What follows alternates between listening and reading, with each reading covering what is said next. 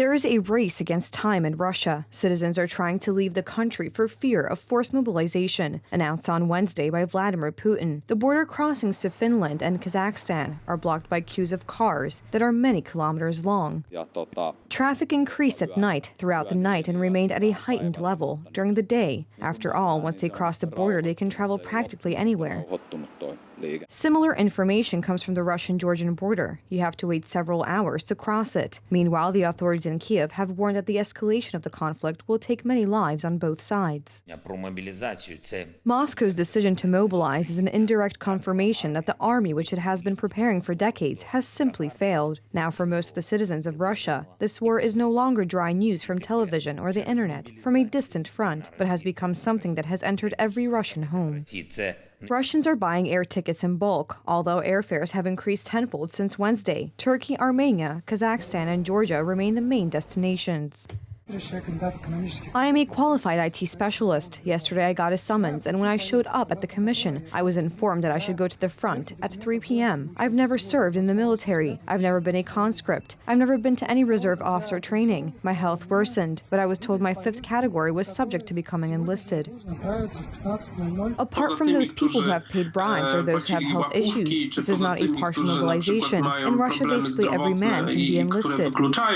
Russian pseudo-referendums have started today in the occupied territories of Ukraine. The votes are to determine the administrative affiliation of the Luhansk, Donetsk, Kherson, and Zaporizhia oblasts. The plebiscite will last until September 27th, but its result is predictable. Ukraine is likely to lose more than 15% of its territory under the illegal referendum. The issue that worries everyone now is the mobilization of the Russians and their rigged referendum. It does not change anything in terms of strategic goals for us. We will do everything to liberate our territories. Our partners are ready to support us in this and are also ready to help us rebuild the country.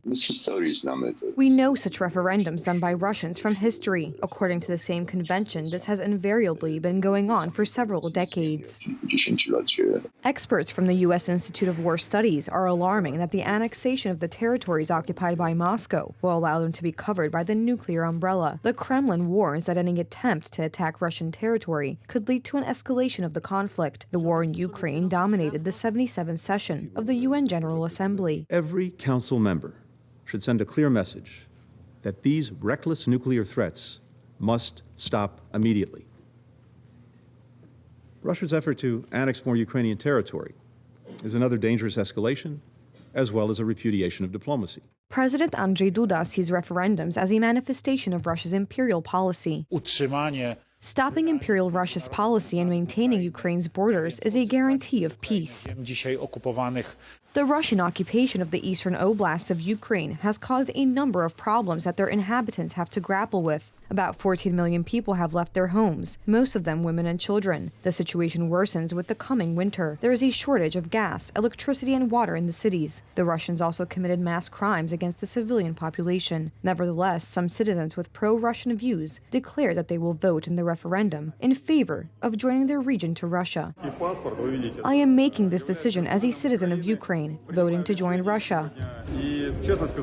We're going home. We're going back to mighty Russia. Supporters of joining the eastern regions of Ukraine to Russia are a fraction of the local population. Mainly the puppet authorities established in these areas by the Kremlin are in favor of the annexation. Most Ukrainians, on the other hand, boycott referendums. This referendum will not bring anything tangible to Moscow. This is nonsense, bluff, and political manipulation, which aims to scare us in Western countries with nuclear missiles. According to experts, the holding of an illegal plebiscite is Moscow's military weakness. This move is intended to prevent a total defeat in the face of a crushing counteroffensive by Ukrainian troops.